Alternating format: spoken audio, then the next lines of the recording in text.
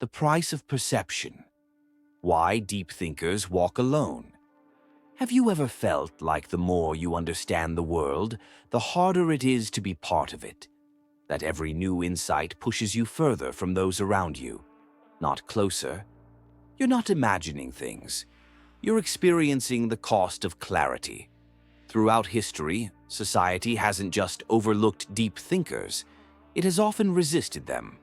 Not because they were wrong, but because they noticed things. They asked questions others were trained to avoid. From ancient philosophers like Heraclitus to modern minds like Alan Watts, those who saw beyond the surface paid a price. Isolation, misunderstanding, even ridicule. But why? Why does truth repel as much as it reveals? The answer isn't found in books alone. It lies deep within our wiring. The human mind, brilliant as it is, wasn't designed for truth. It was designed for survival.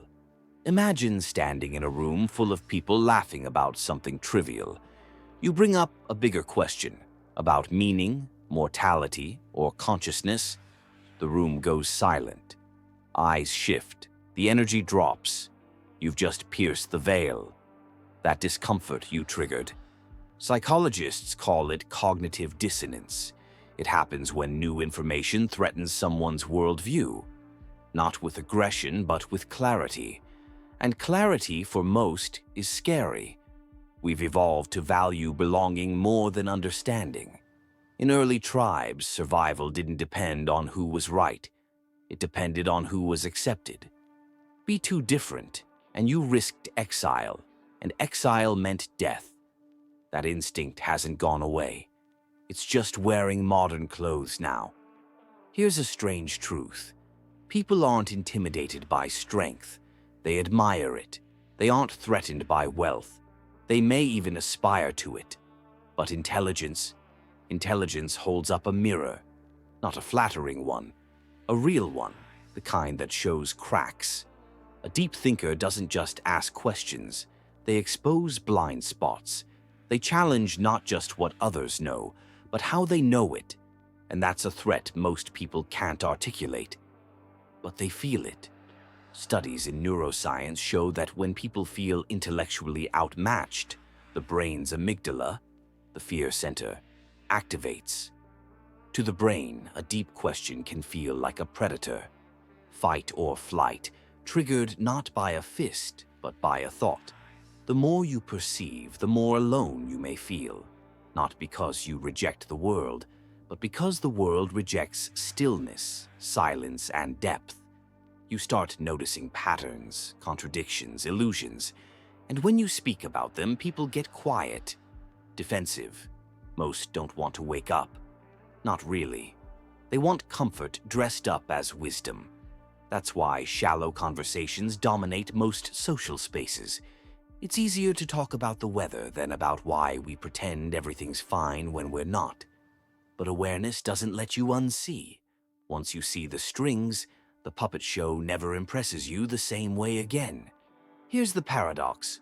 The world is hungry for confidence, not depth.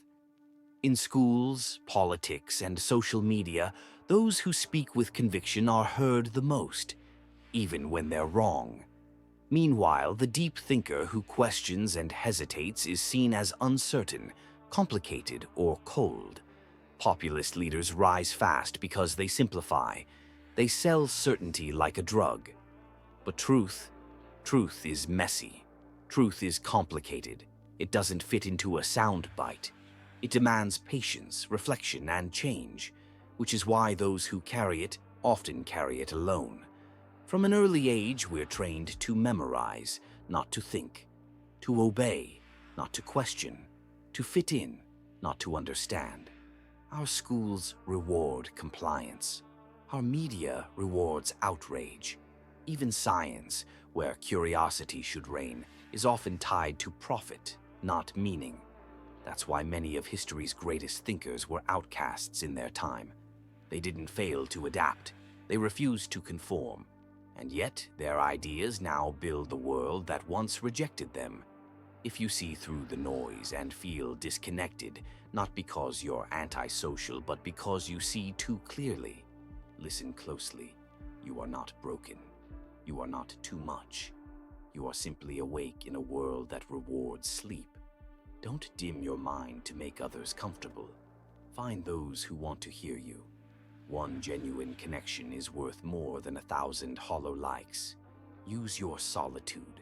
Create, reflect, read, speak carefully. Because your words carry weight.